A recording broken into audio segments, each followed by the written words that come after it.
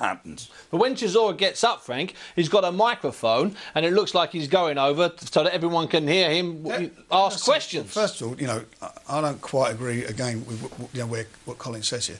He's had a hard fight. Yeah. And everybody's losing sight of the fight. He actually fought really well. We're going to do the fight in a minute. We're not going to ignore the fight. We're going to do the fight. He fought well. A lot of people thought it was going to be a walkover. He gave Klitschko probably the toughest fight, in my opinion, he's had since Lewis. And even won the last round in the fight. You know, the press are talking to him. It's his moment. So in comes, you know, it's all very well he comes in, David Haye. It's not as though David Haye had a fantastic fight against the other brother and you could say he deserved it on the strength of what? No. We got more of a case for a rematch than David Haye asking these guys. And as much as he was media, I'm going to say this, as much as he was media, he wasn't working there. He was gone. In fact, he was meant to have been in a cab 30 minutes earlier. Frank, then you, Colin, honest. So now, what does Derek do? He gets off. Remember, he's got his back to me. I don't expect him to get up. He's up, he's gone, and he's got a microphone in his hand. Yep. Now, I can only see the back view, and I didn't see actually what happened. People close in as they walk. Most people couldn't see because that's what happened, and that's a fact. But if you look at any of the photographs, I've noticed there's a couple of photographs, I think it's in the Sun and a few other papers, that Derek's got the microphone here, saying what it, but it's not a fist on the microphone. He's holding it with like two fingers, and the others. It's not like he's got it, and it's this. That's how he's holding the microphone. And I don't know. I don't even know what they were saying between the two of them. There's no doubt about it. David Haye has a bottle in one hand, and then it's in another hand, and he hits. You've seen it on there, and he hits him with the bottle. With the bottle, the water goes everywhere, and that's what. And Derek thinks he's been hit with a glass. Now, Derek shouldn't have been there. Quite right. I don't. And he shouldn't have taken his jacket off on the walk either. He shouldn't have done that. 100%. But like you're saying, Colin, I've seen lots of provocation at fights and things afterwards. That doesn't give anybody the right to hit you with a bottle. Yeah. So they're now face to face. What should have happened now? Or should, I'm going to put the words in your mouth, should again, that magic thing, should there have been security somewhere to keep them apart? First of all, Chisora's trainer should have restrained him from getting up instead of walking with him. Instead of walking with him. Right, well, he should have done. He couldn't get old. He was gone. Right, it's like from here to there, it takes 3 seconds. He's marching towards Haye, and I must emphasise, I wasn't there. Only what I've seen on television and read in this morning's newspapers. When we see that shot, Chisora's got his back to us. But I would assume that David thought he was walking towards him menacingly. He's saying, you want to fight? And David Haye stupidly threw the first blow. I'm not trying to make an apology for David Haye, don't get me wrong. No. As far as I'm concerned, they're both as guilty in their different ways. Would you agree with that, Frank? No. You think there's more guilt somewhere else? No, I don't just question it. I mean, you know, Derek, what he's done is he shouldn't have done. There's no doubt about it. But I don't care. And no one can tell me what he did. He did not throw a punch at him. The microphone...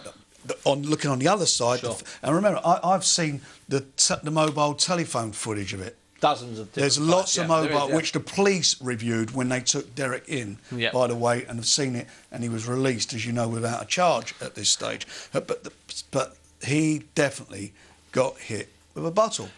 So it's not he'd punched him, he had a bottle. And then Adam Booth got a cut, which the thing was that he got hit with a bottle. He didn't. He got hit with a tripod. And let me just say once again, people have been tweeting and saying that we've bottled it, excuse my expression, by not showing the tripod. And I said at the top of the programme, the footage we're showing of the skirmish, that's actually from RTL, OK? That's not been edited or touched by us, OK? So and you're right, the tripod incident appears not to be in that footage, but that's not us here at Box Nation. Sky TV showed it. Yeah, no, but there's different angles. We want to show quality. We don't want to show something fuzzy. I understand, but they showed the punch, they showed the water, all the photo. Listen, you've got to be...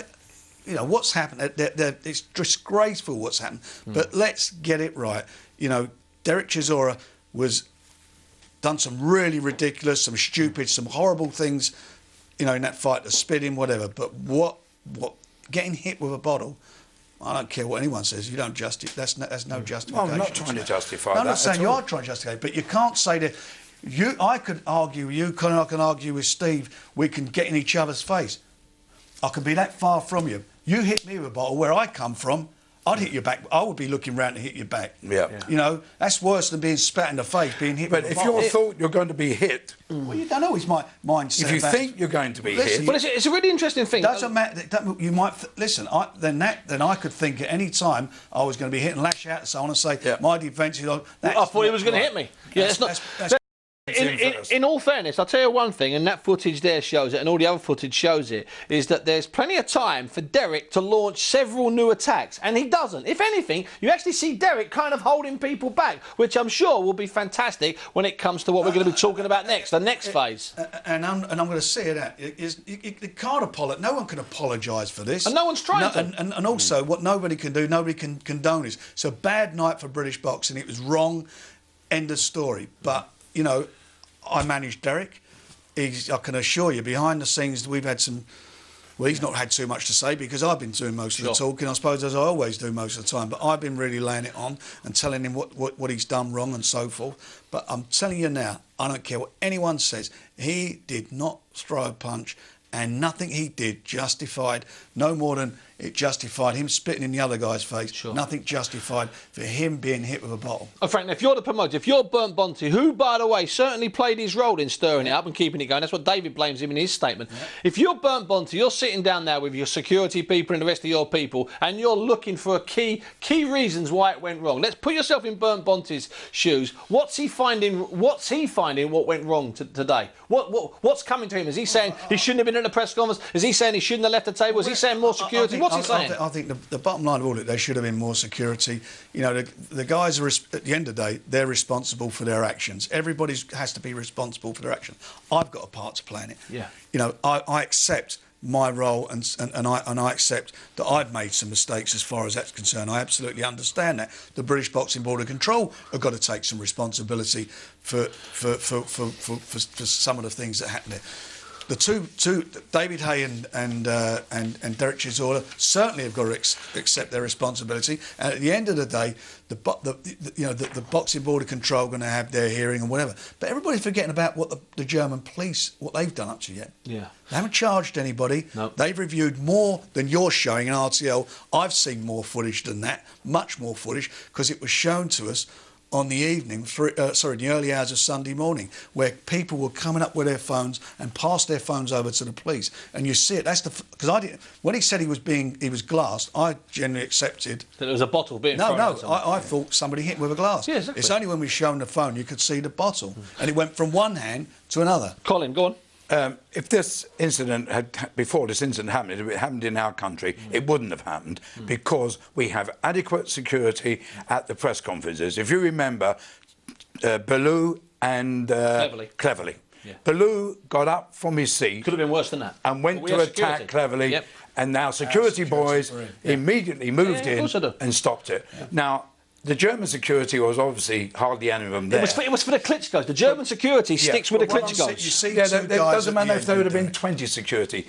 They couldn't be reading what was going on between our two boys. For one thing, most of them, I'm sure, couldn't speak that good English. Yeah. Whereas our security boys, who are experienced, they know what the fighters are like, they know a volatile situation is about to explode, and they step in before it happens. Now, a deep contrast in the statements, one issued by David Haye and one issued by Derek Chisora. Let's go, if we can, to the David Haye statement first. They came out almost simultaneously this afternoon, and David said all sorts of things. He says, "I am bitterly disappointed to have been part of what transpired on Saturday evening. I realise I am no angel," and he goes on like that. And what he doesn't really do is say, I'm sorry. I'm sorry to everybody involved. I think I've let everybody down. Now, Derek Chisora's statement follows the traditional type of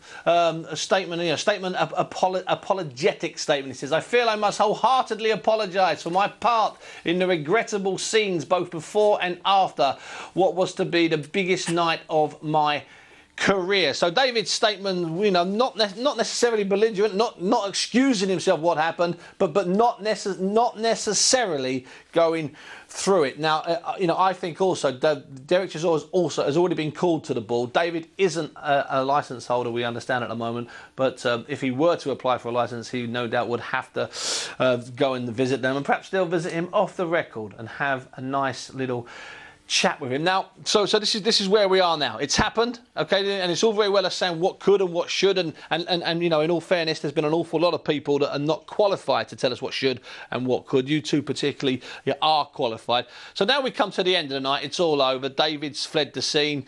Derek's talking to the police, and you're seeing stuff on a mobile phone. Let's fast forward it today in the next two. Sorry, the police have seen all this. It's yes, they've got it. Yeah, the police have all this. Yeah. They were given that by various passers-by. That's what they did. They reviewed it all overnight, so I understand, and that's what happened. And you know, Boxing Board of Control would do their job and do what they got to do. But hang on a minute. Now, German police, I think, have a bit more credibility than the British Boxing Board of Control. Absolutely. And I want to tell you something. Everybody at the moment, you know, is in a hanging mood, and I can understand why, and they see all that. I just want to go back a couple of years and think of a couple of instances. For example, Errol Christie. Kayla, 85 October. Kayla. Terrible things, and you know, racist tones. Racism for a start, which is totally different to this. Fights, alleged. Well, whatever. No, it's not. Wound up in a fountain. The whole thing at the press conference. But you know what? Nobody got banned. They let the fight go on. 5 and 10 grand, and a fight happened a few weeks later. Staggering. And they allowed the fight to go on. Bent and Hyde, another brawl at a fight. Yeah. The same thing happened. They let the fight go on. You can go back. Even Muhammad Ali against Joe Frazier in the studio, brawling on the floor in the studio, and the fight went on. So Lewis and Rackman was worse because that was over gay jibes. That was really pathetic. Lewis, and I'll give you and Lewis and Tyson. The ball didn't even call Lennox Lewis. I'm not saying, you know, whatever happens, but the fact of the matter is all those fights went on, and what gets me, it's disgusting what's happened. No one can condone what's happened, but where were all those people back then? They're talking like this, like they're talking about the fight. You know, they're talking about like, you know, let's throw everyone out of sport. No, it was Muhammad Ali's birthday on celebration on Saturday, and it's Matthew Syed in the Times today saying, you know, this is not like the good old Ali days. I mean, what planet are they on? They don't even know what the good old Ali days were because they never see these fights. They never see these things. They just get something in their head. Terrible things have happened in boxing as they've happened in other sports. Sure. A few weeks ago, in the tunnel, Man United, Liverpool. Eric Cantona kicking people. A few months ago, the Pakistani cricketers. But here's no. I'm talking about violence, and it's not. And what everybody has a responsibility in boxing is it's now become a very popular sport as far as youngsters are concerned. I'm talking about fighting. I'm talking about training and so forth. And an example that these guys should be examples. You know, one was a former world champion. The other is a British and Commonwealth. They owe that to people to do it. But please, please, everybody talk about the history and things that happen where these things happen, and then they let the fights go on. Frank, Colin, I'm going to ask you. I know you want to say something. I'm going to ask you a question that you will specifically be able to answer. Let's go back 35 years, and you're on the trail. You're on the boxing beat, properly on the boxing beat. You've got your little portable typewriter. Trust me, with all the stickers from places you've been around the world. Don't worry, I've seen you with that. Yeah. And you've got your pad. You're old school. You're going out there. How different would this have been covered 35 years ago? Let's imagine this had happened before Richard Dunn and after Richard Dunn fought Ali. Let's imagine. There wouldn't have been such, shall we say, a number of TV cameras. Of course not. The quality wouldn't have been the same. Of course not. But it would have caused an uproar. Just the same. Kayla, I mean, that was 85 it was. Yeah, but how many years ago? 27 years ago. It was on the front pages of every national It was on the front pages, but I can remember that at the time because I was working for Boxing News, writing stuff at the time. And let me tell you something, there were no calls for the whole sport to be banned and these guys to be banned for life. It was 10,000 and 5,000, which is a record at the time. But listen, but here's the one thing I want to make here, and maybe one of you are trying to make it. I hope you're not trying to make this point, Colin, is that I don't want to look back at what happened in the past, but to somehow justify what we saw on Saturday night. Because to even place it contextually. It happened, it was a unique event and a unique series of events that led to what you've seen, those shocking 150 seconds of scenes. Go on, Colin.